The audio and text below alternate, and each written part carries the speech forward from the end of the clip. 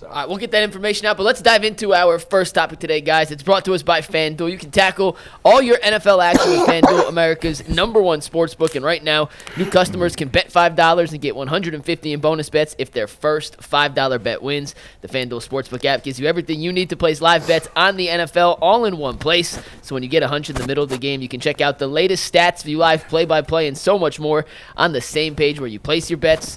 Just visit FanDuel.com/UCSS to join today. Never waste a hunch. Make every moment more with FanDuel, an official sportsbook partner of the NFL. We have talked quarterbacks, specifically Browns quarterbacks, all week. Let's talk about a quarterback who is not currently on the Browns, but maybe on their Christmas wish list if Kevin Stefanski had his choice. Kirk Cousins was benched yesterday by the Atlanta Falcons. Real quick, the numbers, financially speaking, from Atlanta's standpoint, which then could tie us back to Cleveland. If the Falcons release him without a post-June 1st designation, they owe him $27.5 million fully guaranteed and have a $65 million dead cap hit for next year. If they release him pre-March 1st with a post-June 1st designation, that same dead cash hit, $65 million, gets spread over 2 years. If they trade him, the team acquiring him takes on his $27.5 million guaranteed salary. That's the same cap hit. But he has to approve it because he has a no-trade clause, which means potentially he'd be open to reunion with Kevin Stefanski if he wanted. Those two work together in Minnesota when Stefanski was the offensive coordinator and Cousins was the head coach. Guys, would you be interested in potentially bringing Kirk Cousins to Cleveland as a bridge quarterback option in 2025? Nope. Wow, that was quick. No, I didn't think this was a serious question. Especially the cap hit, like anybody's going to trade for him. Yeah, I mean, to me, somebody would sign him if he got cut and you could pay a minimum. If you could get him the Russell Wilson way, right? Sure. Like, but nobody's taking on $27.5 million. No chance, and certainly the Cleveland Browns are not. He'll be 37 next year. No, for the trading team, it would be 27. Guys, no, he'll be 37. He'll be 30. Yeah, right. No. Guys, he got benched because he stinks. Right? Yeah, right. He's old and he's not playing well. He's not playing good football right now. Yeah. The Browns are not going to take on another $27 million. They already got 72, and they're going to pay $100 million next year in cap space to quarterbacks who are not good. Yeah. So when I saw it, I did a little deep dive. I was listening to Pat McAfee, and he had Dan Orlovsky on. And if you close your eyes and you just did a blind survey and listened to what they were talking about, didn't know the quarterback, you would think that they were talking about Jameis Winston, because he said right now he's not seeing the field well. Leads the NFL in interceptions. Leads the interceptions. And on top of that, he just doesn't have the same sort of confidence to put the football. He doesn't believe what his eyes are telling him. He's not really mobile in the pocket because he's still coming off that ankle injury. Mm-hmm. The offensive line isn't really that good. And they're not running play action, which is what Kirk Cousins is traditionally great at. And he also talked about him being slow processing because they're doing a lot of traditional shotgun stuff where if you're not using play action to kind of, freeze linebackers and throw the spaces, you got to be able to diagnose the coverage and get rid of the ball in a timely manner. And his arm doesn't seem to be as strong as it once was. He never had the greatest arm. So, I mean, that sounds like Jameis Winston. Actually, that's kind of sound like Deshaun Watson. And I don't know if you want to go and you owe Watson money. You got Winston here and you just sat him down for DTR. I'm not sure that's the biggest need or the biggest free agent name that you can get. But you look at it, if you squint real hard because you talk yourself into it on name brand recognition and the fact that not at $27 million. No, if they cut him, you told me they could sign him for 1 year, $5 million next year. If they cut him, all right, you could talk me into it as a bridge quarterback, maybe, but not trading for him. But I think the only way I would do it is if Kevin Stefanski is calling plays. I think Kevin Stefanski would be fine with him because Kevin Stefanski may be calling plays again next year. Does anyone think that Dorsey's coming back? Who knows at this point? I don't know. I wouldn't. I would rather them go back to what they was running because I would too. I would rather to return to Stefanski calling plays. I think we talked about this earlier in the week, but when you compare Josh Allen today to Josh Allen when Dorsey was his play caller, it's like it's unbelievable the difference. He's almost washed the interceptions out of his game, and he's a playing, I think, at the top of his game. I think he's maximized it. And what you want out of the offensive coordinator is to whoever you have at quarterback to get them at their best. And I think we all agree that Jameis, although he started at his best, quickly regressed to the mean and is now playing as bad a football as he's ever played in terms of giving the ball away. I'm with you, Bull.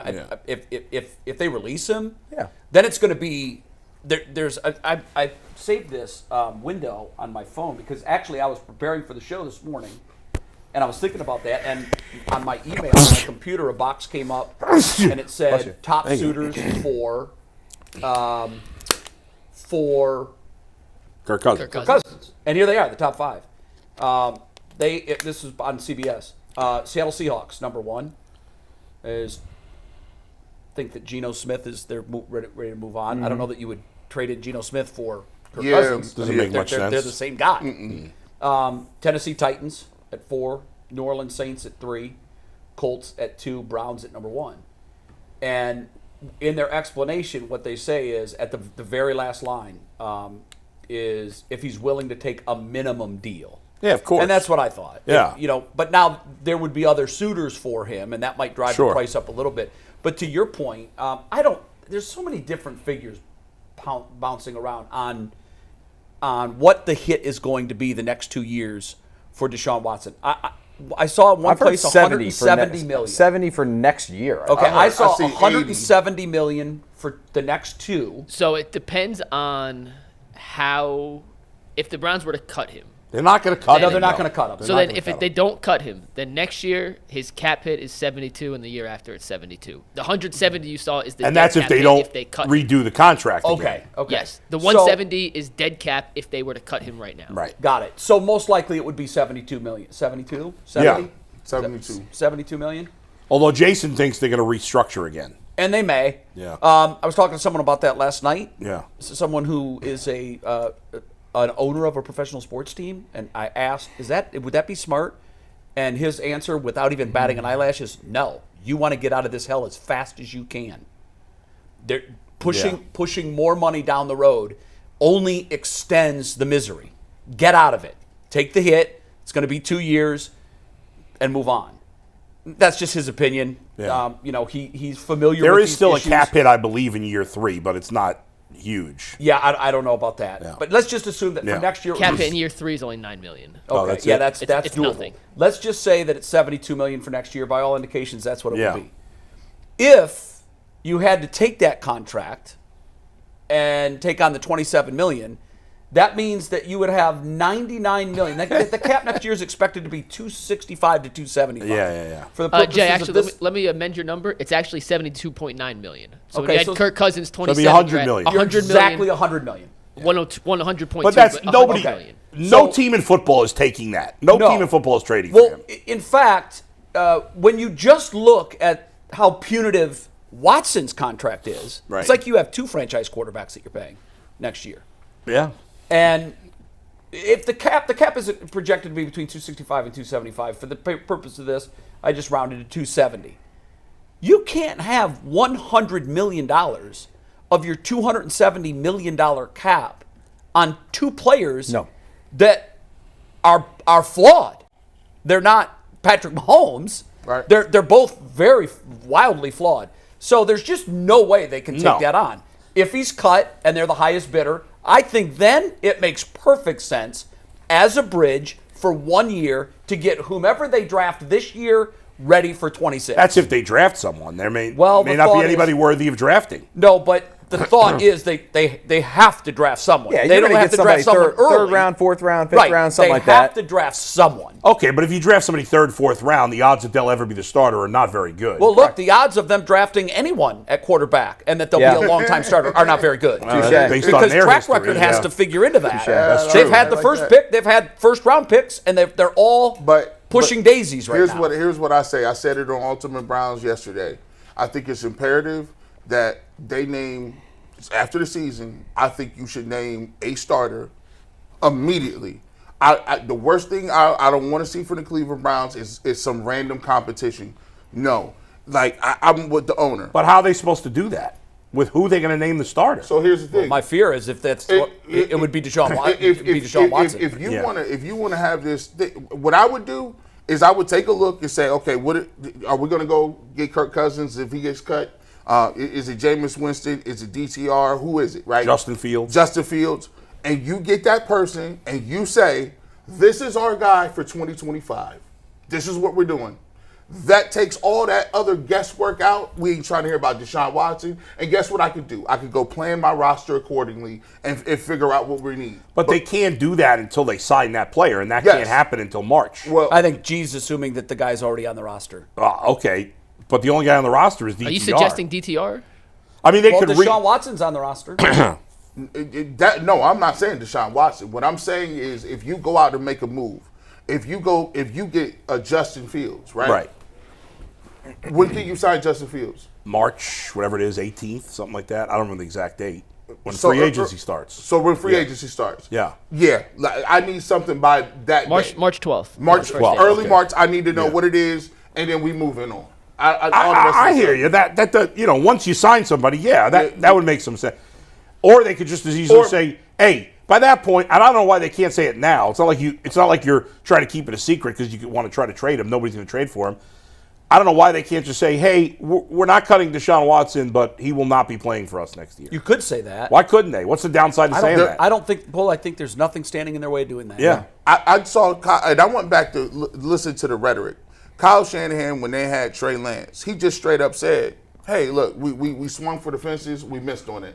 Boy, it'd be great to hear some like real talk like that Yes. out of the Browns, Hey, yes. and just like we can all accept it because everybody knows Right. what the situation We is. missed on it. For them just to be like, yeah, man, this was a swing and a miss. Like, We swung. I think we could accept that. We thought we had something. It just didn't work out. We're going to figure out on the back end how we figure out with And the Deshaun. misery. But I think it's best for both sides to move on. And if you said that, and people like, oh, okay, now you can all move forward to a point where it's like, let's rally around this guy or what is the plan? Because and I think you're in agreement with this as well.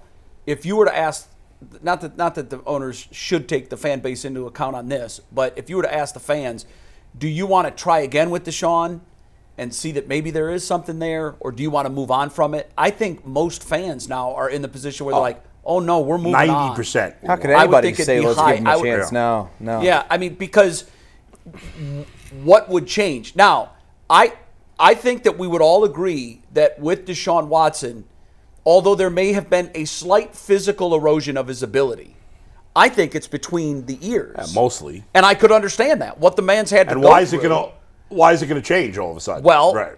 to assume that this is not fixable might be a false assumption. It might be, but is he? Do we have any clue he's doing anything to fix that? I don't know. It might be, but that would be a no. I don't think Yeah. we have any. There's no proof. Yeah. I don't know that he would share that if he were. Probably but wouldn't. We had heard. Correct me if I'm wrong. Wasn't there a report that he wasn't following through with the therapy, and that the league thought that he was never taking it seriously to begin with? you may be right. I don't remember that. Does but anybody else I don't- remember I hearing don't know that or that. no?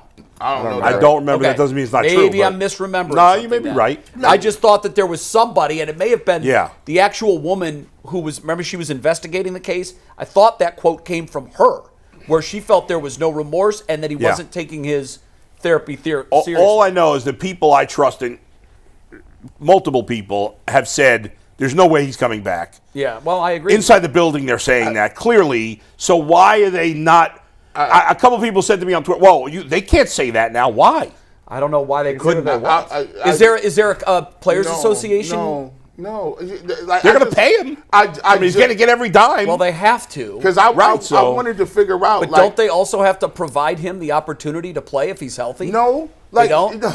I just saw it. I was watching it. I said, I want to see how, people. I went back and revisited it. And Kyle Shanahan just said, look, he went through, it was a 2-minute clip. You go watch the clip. It's up there on Ultimate Browns. Make you take a look at that. Basically, he was like, listen, here's why we went after Trey. We felt like we could not get a quarterback that high. Again, we had a really good roster and a really good team. We felt we could get him, plug him in, play him a little early. Jimmy could be kind of a guy that brought him along a little slowly. Year one, we mixed him in. He's like, the problem was he got here and got hurt. So he's behind the 8 ball a little bit. He came back next year. We knew we were going to commit to him that second year. So we named him the starter. 2 games in, he hurts his ankle. So now he's behind 2 whole years.